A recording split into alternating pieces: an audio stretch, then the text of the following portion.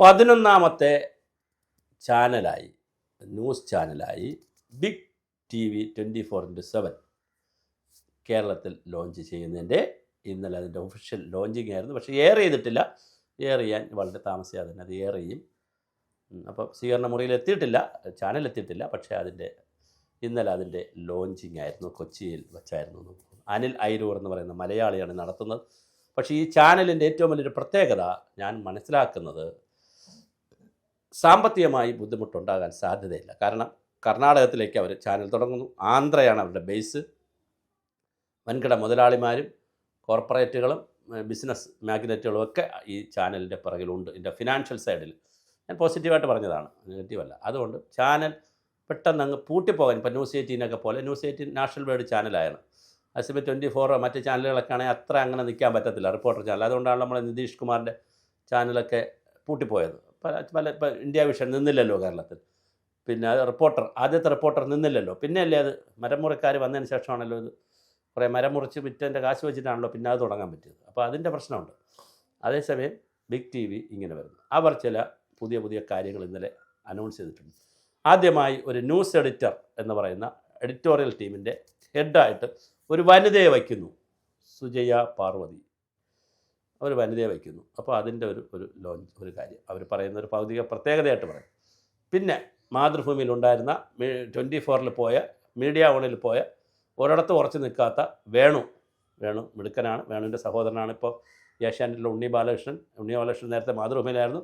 രണ്ടുപേരും മാതൃഭൂമിയിലായിരുന്നു, അനിലും ചേട്ടനും.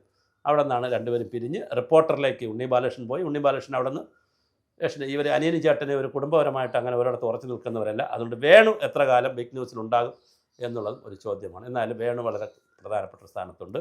24 നല്ല മിടുക്കനായിട്ടുള്ള ഒരു അവതാരകനായിരുന്നു വിജയകുമാറിനെ ഇവർ പൊക്കിയിട്ടുണ്ട്. ഹാഷ്മിയാണ്, താജുദ്ദീനെയാണ് നോക്കിയത്, പക്ഷേ അത് കിട്ടിയില്ല. വിജയകുമാറിനെ ഇവർ പൊക്കിയിട്ടുണ്ട്. പിന്നെ അത് പോയിട്ട് ജോഷി കുര്യൻ, ഏഷ്യാനെറ്റിൽ വളരെ മനോഹരമായിട്ട് കാര്യങ്ങളൊക്കെ പറയുന്ന ജോഷി കുര്യനെ പൊക്കിയിട്ടുണ്ട്. പിന്നെ ന്യൂസ് 18 ഒരുപാട് പരിപാടികളൊക്കെ ചെയ്യുകയും വളരെ നോട്ടബിളായിട്ട് നിന്നിട്ട് അപർണ കുറുപ്പിനെ ഇവർ പൊക്കിയിട്ടുണ്ട്. അപ്പം ചെറിയ ആളുകളല്ല. പത്മലക്ഷ്മിയെ ഇവർ പൊക്കിയിട്ടുണ്ട്. അത് ഏഷ്യാനെറ്റിൽ നേരത്തെ ഉണ്ടായിരുന്നു. പിന്നെ 24 മലയാള ന്യൂസ് എന്നൊക്കെ പറയുന്നതിനകത്തുണ്ടായിരുന്ന ലക്ഷ്മി പത്മയെ അവർ പൊക്കിയിട്ടുണ്ട്. എനിക്ക് ഓർമ്മ വരുന്ന പേരുകളാണ് പറയുന്നത്. അങ്ങനെ വളരെ പ്രധാനപ്പെട്ട ചാനലുകളിലെ ഇപ്പോൾ ഏഷ്യാനെറ്റിൽ നിന്നായി, മാതൃഭൂമിയിൽ നിന്നായി, റിപ്പോർട്ടറിൽ നിന്നായി, പിന്നെ അത് കഴിഞ്ഞിട്ട് പിന്നെ മലയാള ന്യൂസിൽ നിന്നായി, അങ്ങനെ പ്രധാനപ്പെട്ട ചാനലുകളിലുള്ള വളരെ പ്രധാനപ്പെട്ട ഒരു ടീമിനെ ഇവർ 6-7 പേരെ ഇവർ പൊക്കിയിട്ടുണ്ട്. പിന്നെ ബാക്കി അവരുടെ ആന്ധ്രയിൽ ടീമേ ഉണ്ടല്ലോ, അതിൻ്റെ ടെക്നോക്രാറ്റുകളും നോക്കുന്നവരും സാങ്കേതിക വിദഗ്ധരും ടെക്നീഷ്യന്മാരും ഒരു വലിയ ടീമുണ്ട്. ഇനിയും അവർ ഇത് വർദ്ധിപ്പിക്കുമായിരിക്കും. അപ്പോൾ വ്യത്യസ്തമായ ചാനലായിരിക്കും, നിർഭയം പറയും എന്നൊക്കെയാണ് പറയുന്നത്. പക്ഷേ ചാനൽ നടത്തി അങ്ങോട്ട് പോകുമ്പോൾ പരസ്യം കിട്ടണം, റേറ്റ് കിട്ടണം, വ്യൂവേഴ്ഷിപ്പ് കൂടണം. അവിടെയാണ് കോംപ്രമൈസ് വേണ്ടി വരുന്നത്. അവിടെ കോംപ്രമൈസ് വരുമോ എന്നുള്ളതാണ് സംശയം. അവിടെ കോംപ്രമൈസ് വരാതിരുന്നാൽ 11ാമത്തെ ചാനലിനും സാധ്യതയുണ്ട്. ഏഷ്യാനെറ്റ് വന്നപ്പോൾ ഏഷ്യാനെറ്റിന് മാത്രമായിരുന്നു സാധ്യത. പക്ഷേ ഏഷ്യാനെറ്റിന് ശേഷം എത്ര ചാനൽ വന്നു.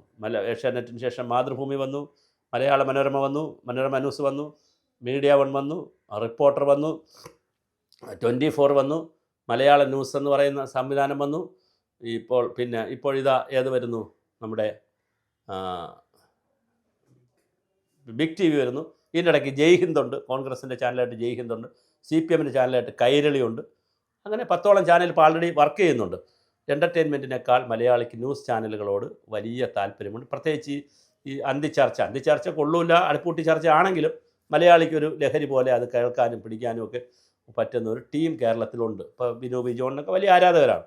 അപ്പോൾ അതുകൊണ്ട് എല്ലാ ചാനലിലും ഇപ്പോൾ ഹാഷ്മി ഒക്കെ ഉണ്ട്. 24 ഹാഷ്മി എടുത്താലോ, ബിനു ബിജോണിനെ എടുത്താലോ, സ്മൃതി പരുത്തിക്കാട്, ഇതിനിടയിൽ മാധു ചാടി എന്ന് പറയുന്നത് കേട്ടോ. മാതൃഭൂമിയിൽ നിന്ന് ചാടി സുജയ പാർവതി പോയ ഒഴിവിലേക്ക് മാതൃഭൂമിയിൽ നിന്ന് ചാടി റിപ്പോർട്ടറിലേക്ക് പോയിട്ടുണ്ട്. ഇവരെ സംബന്ധിച്ചിടത്തോളം ചാട്ടമൊന്നും ഒരു വലിയ വിഷയമല്ല. നല്ല പണവും പരസ്യം കിട്ടുക, പിന്നെ നല്ലൊരു പൊസിഷനും കിട്ടുക. നിൽക്കുന്നതിനേക്കാൾ coordinating editor, senior coordinator, senior correspondent, ചെറിയ പേരുകളിലൊരു മാറ്റം കൊടുക്കുക, കുറച്ചുകൂടെ പൈസ കൊടുക്കുക. രണ്ടും ഉണ്ടെങ്കിൽ ആരും പോകും. അതുകൊണ്ട് നിത്യമായിട്ട് അതൊരു തൊഴിലല്ലേ, അവരെ സംബന്ധിച്ച് തൊഴിൽ കൂടെയാണല്ലോ.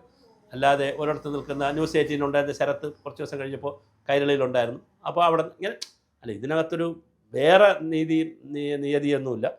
പണം കിട്ടുക, നല്ല പൊസിഷൻ കിട്ടുക, ഒരു കരിയറാണിത് അവരെ സംബന്ധിച്ചിടത്തോളം.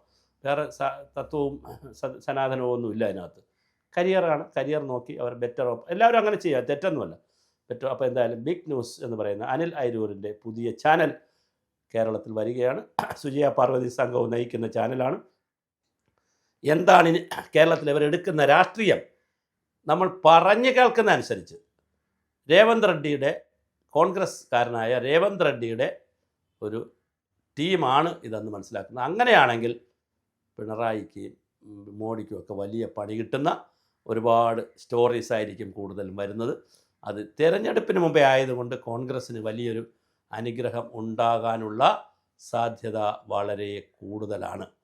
മാത്രമല്ല ഇവർ സ്പെഷ്യൽ പ്രോഗ്രാംസ് കൂടി എടുക്കാൻ സാധ്യതയുണ്ട്. കാര്യം മലയാളിക്ക് ചില സാധനങ്ങളോട്, ബിഗ് ബോസ് പോലുള്ള സാധനങ്ങൾ, അതുപോലെ തന്നെ ചില റിയാലിറ്റി ഷോകൾ, ചില എന്താണ് ജനകീയ വിചാരണ പോലുള്ള പരിപാടികൾ, ഇങ്ങനെ ചില മെഗാ ഷോകൾ മലയാളിക്കൊരു താല്പര്യം കിടക്കുന്നൊരു മേഖലയാണ്. ഈ മേഖലയെ ഇവർ വികസിപ്പിക്കാനും സാധ്യത വളരെ കൂടുതലാണ്. അതുപോലെ തന്നെ സാമ്പത്തിൻ്റെ കാര്യത്തിൽ അവർക്കൊരു വലിയ വിഷയമില്ല. ഞാൻ പറഞ്ഞു, അവർ കർണാടകത്തിലും ചാനൽ തുടങ്ങാൻ പോകുന്നു. കന്നഡ ചാനൽ വരുന്നു. തെലുഗു ചാനൽ ആൾറെഡി ഉണ്ട്. തെലുങ്ക് ചാനലിൽ ഈ വാർത്തകളൊക്കെ വന്നു കഴിഞ്ഞു.